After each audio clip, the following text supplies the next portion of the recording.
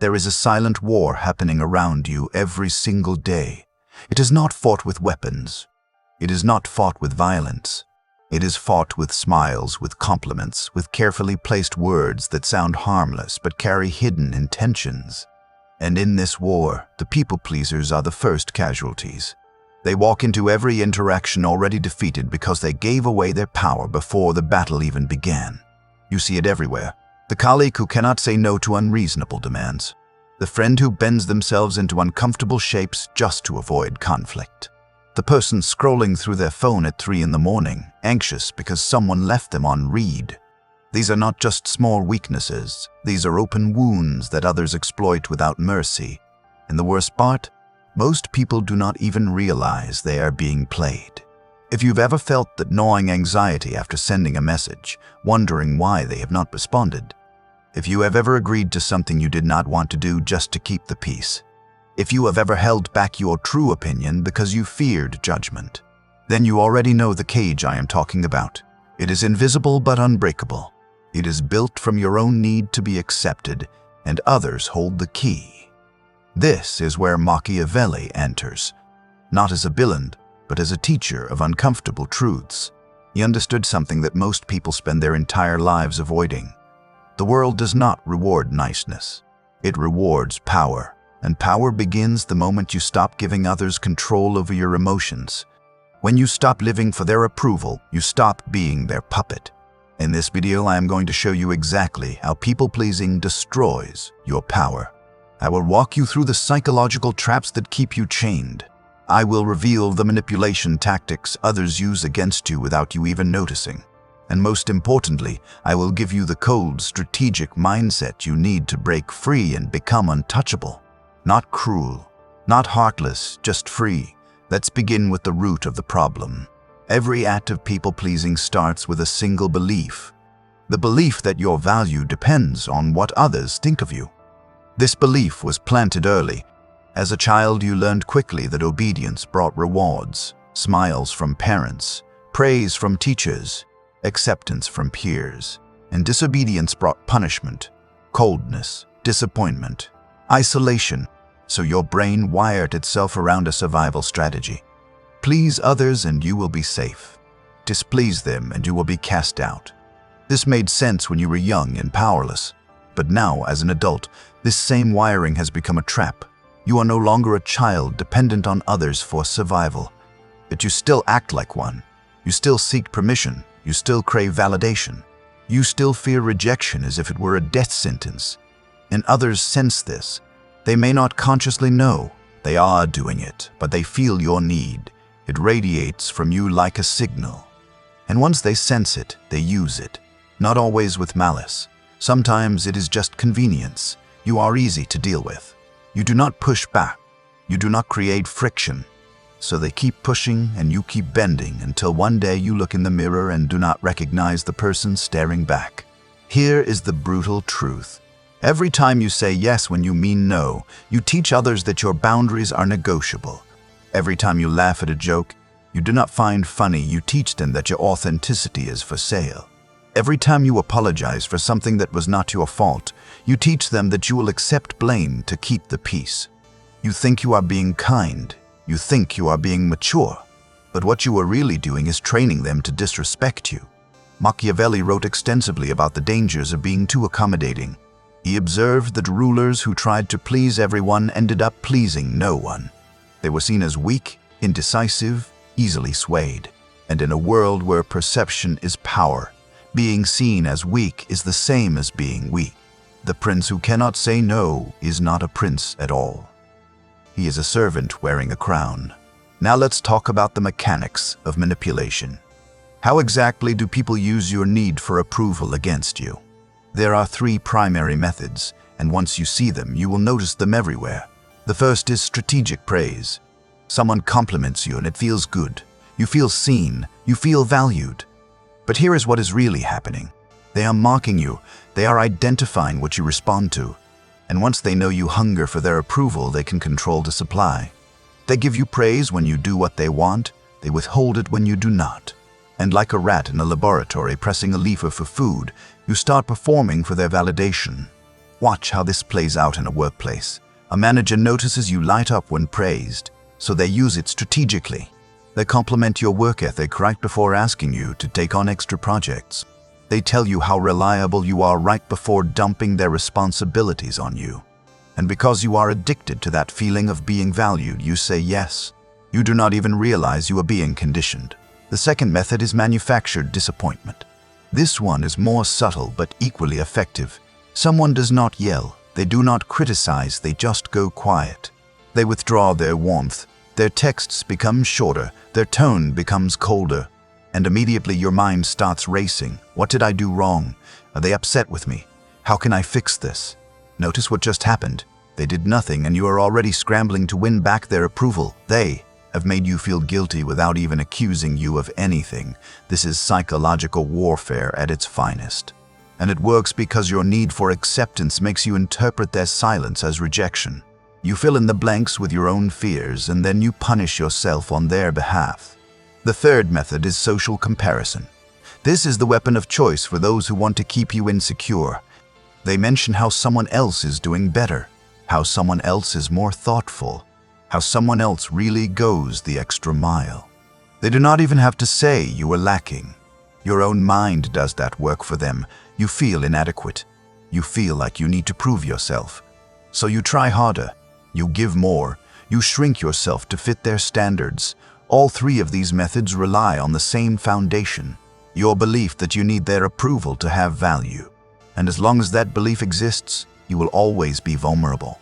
You will always be one compliment away from compliance, one cold shoulder away from panic, one comparison away from self-doubt. So how do you break free? It starts with a shift in perspective. You must internalize a truth that most people never accept. You do not need to be liked. You need to be respected. And respect does not come from being agreeable. It comes from being solid, immovable, self-contained. Think about the people you truly respect. Are they the ones who agree with everything? The ones who never rock the boat? The ones who apologize constantly? No. The people you respect are the ones who have boundaries, who say what they mean, who do not flinch when you disagree with them. They do not need your approval, and that is exactly why you respect them. This is the Machiavellian insight. Power flows toward those who need nothing from you. The moment you need something, whether it is validation, affection, or approval, you hand over your leverage. You become the weaker party in every interaction. But when you are self-sufficient, when your sense of worth comes from within, you become a force that others must navigate around. Now let me give you the practical strategies to build this mindset. These are not theories. These are tools you can use immediately to reclaim your power. First, practice saying no without explanation. This is harder than it sounds because you have been conditioned to justify yourself. Someone asks you to do something and your automatic response is to either agree or explain why you cannot. But explanations are weakness. They are an invitation to negotiate. They signal that your no is not final. Instead, try this. When someone asks you for something you do not want to do, simply say, "I cannot do that," or "that does not work for me." Then stop talking. Do not fill the silence. Do not soften it with excuses. Just let it sit there. You will feel uncomfortable at first. They will feel uncomfortable too, but that discomfort is not your responsibility to fix. What you will notice is that most people will accept your no and move on. And the ones who push back? Those are the ones who are trying to manipulate you in the first place. They are used to your explanations, giving them room to maneuver. When you remove that room, they lose their leverage. Second, control your reaction to both praise and criticism. This is about emotional detachment. When someone praises you, do not let it inflate you. When someone criticizes you, do not let it deflate you. Both are just information. Neither defines your value.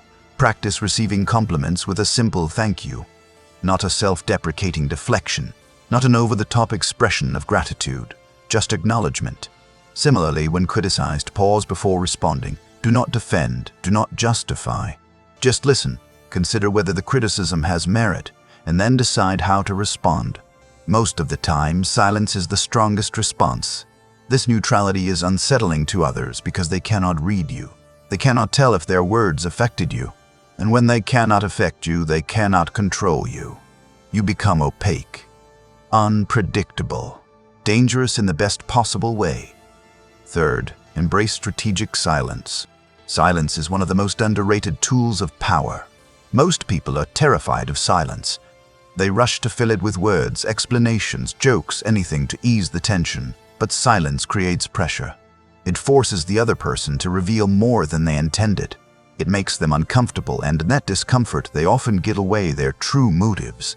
Try this in your next difficult conversation. When someone says something manipulative or tries to guilt you, just stay silent. Look at them calmly. Do not smile. Do not nod. Just wait. You will be amazed at how quickly they start backtracking or clarifying or showing their hand. Silence shifts the power dynamic because it refuses to play the game they set up. Now let's address the cost. Because there is always a cost. When you stop people-pleasing, you will lose relationships. Some people will call you cold, others will say you have changed. A few will accuse you of being selfish. And here is what you need to understand. They are right. You have changed. You have stopped being their emotional servant and they do not like it. But this is not a loss, this is a filter. The people who leave were never there for you. They were there for the version of you that made their life easier. The version that said yes. The version that absorbed their problems. The version that never challenged them. When that version dies, they have no use for you. And that is perfectly fine. What remains after this purge are real relationships. People who respect your boundaries. People who value your honesty. People who do not need you to be small for them to feel big. These relationships are rare, but they are worth infinitely more than 100 shallow connections built on compliance. Machiavelli understood this deeply. He knew that a leader could not be loved by all. Trying to please everyone meant standing for nothing. It meant being pulled in every direction until you were torn apart. Better to be clear, to be firm, to be respected by a few than liked by many who would abandon you the moment it became convenient. Let me give you a modern example. Imagine you have a friend who constantly asks for favors, rides to the airport, help moving, borrowing money, and you always say yes because you want to be a good friend, but notice something. They never offer help in return. They never consider your time valuable. They have learned that you are available and they exploit that availability. One day, you say no. You do not give a reason. You just say you cannot do it. Watch what happens. They will be shocked. They might get upset. They might accuse you of being a bad friend. This is the moment of truth. If they guilt trip you, if they make it about your character, you know exactly what the relationship was built on. Your compliance. But if they accept it, if they respect your boundary, then you have just upgraded the relationship. You have taught them that you are not a resource to be used. You are a person with your own priorities. And paradoxically, they will respect you more. They will think twice before asking next time. They will value yes because they know your no is real. This principle applies everywhere. In romantic relationships, stop being the one who always initiates. Stop being the one who always apologizes first. Stop being the one who bends to keep the peace. Create space. Let them come to you. If they do not, you have your answer about how much you actually matter to them. At work, stop volunteering for every extra task. Stop staying late to fix other people's mistakes. Stop being the reliable one who never pushes back. You think it makes you valuable, but it actually makes you exploitable. The person who can say no is more valuable than the person who always says yes, because their yes actually means something. In friendships, stop being the one who always reaches out. Stop being the one who always makes plans. Stop being the therapist who listens but never speaks. Real friendship is reciprocal. If you are doing all the work, you are not in a friendship. You are in a one-sided transaction. Now, here is where it gets interesting. When you implement these strategies, something unexpected happens. You become more attractive, not less. People are drawn to those who do not need them. There is a magnetic quality to self-sufficiency. It signals value. It signals strength. It signals that you have options. Think about it. Who do you find more interesting? The person who agrees with everything you say, or the person who challenges you? The person who is always available, or the person whose time feels valuable? The person who seeks your approval or the person who seems perfectly fine without it? The answer is obvious. This is the paradox of power. The less you need from others, the more they want to give you. The less you chase, the more they pursue. The less you explain yourself, the more they respect you. It is counterintuitive, but it is true. Neediness repels. Self-containment attracts. Machiavelli wrote about this in the context of leadership, but it applies to all human dynamics. The ruler who chases the love of his people appears desperate. The ruler who focuses on his own vision and lets others choose to follow appears powerful. People do not follow need. They follow strength. So what does this look like in practice? It means you stop checking your phone every 5 minutes hoping for a response. It means you stop over-explaining your decisions to people who have not earned that level of access to your thoughts. It means you stop softening your opinions to make them more palatable. It means you stop apologizing for taking up space. It means you start treating your time as the most valuable resource you have. Because it is. Every yes to something unimportant is a no to something meaningful.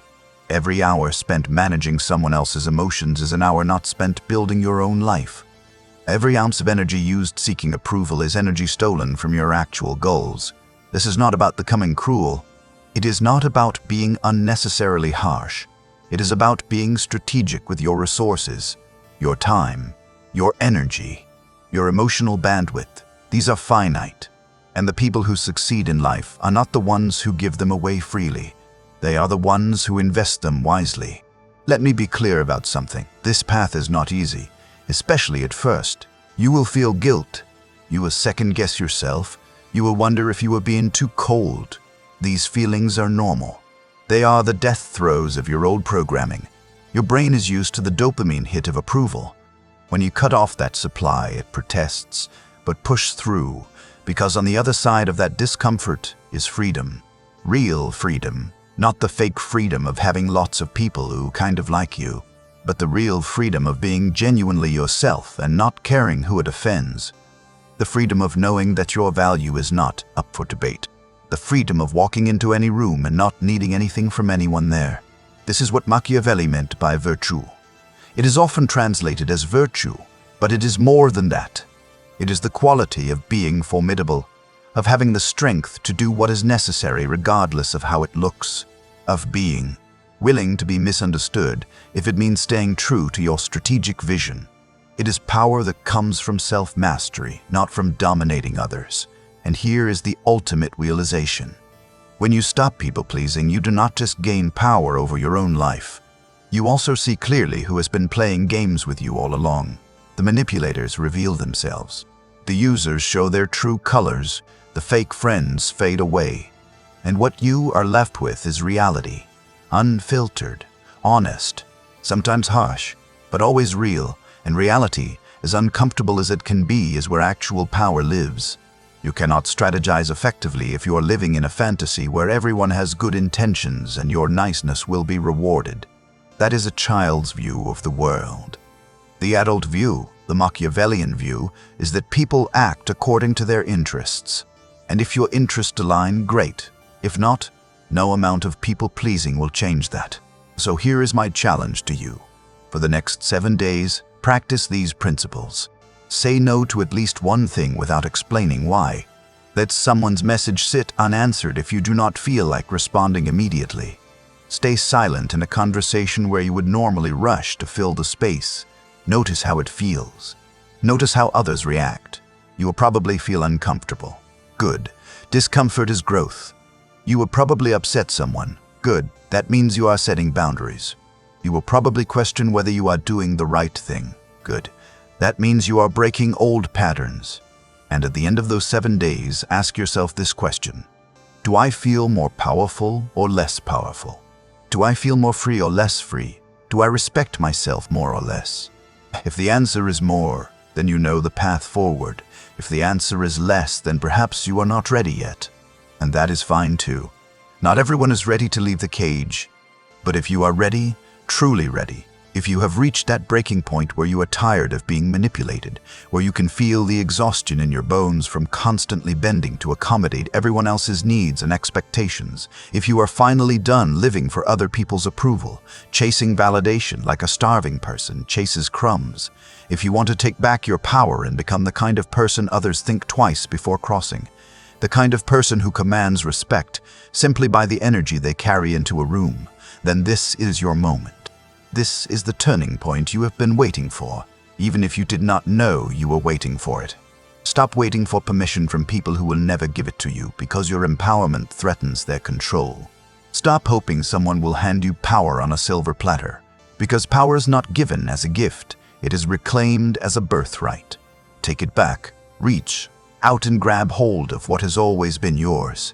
It was always yours to begin with, from the moment you entered this world. But somewhere along the way, you were taught to give it away, to hand it over piece by piece until you forgot what it felt like to stand in your own strength.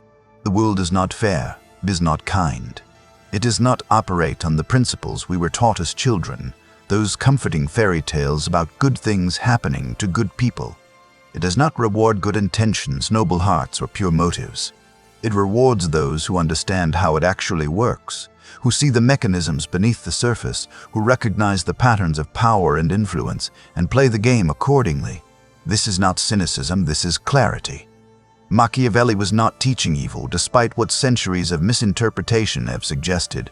He was teaching sight, the rare and precious ability to see the world as it is, rather than as we wish it to be. He was teaching the ability to see past the pleasant lies we tell ourselves and each other, to cut through the comfortable illusions, and face the uncomfortable truths that most people spend their entire lives avoiding. And once you see, you cannot unsee. Once your eyes are opened to how power truly operates, to how people truly behave when their interests are at stake, to how the social game is actually played beneath all the pretense and performance, you cannot return to innocent blindness. You cannot go back to being the person who trusted everyone, who took everything at face value, who believed that being good was enough. That innocence, once shattered, cannot be reassembled. So stop people-pleasing. Not because you want to hurt others, not because you have become cruel or heartless, not because you no longer care about anyone but yourself, but because you refuse to hurt yourself anymore.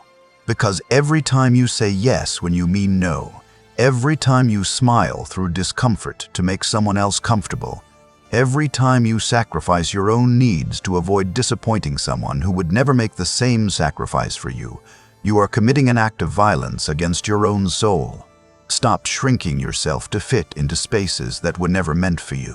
Stop making yourself smaller so that others can feel bigger.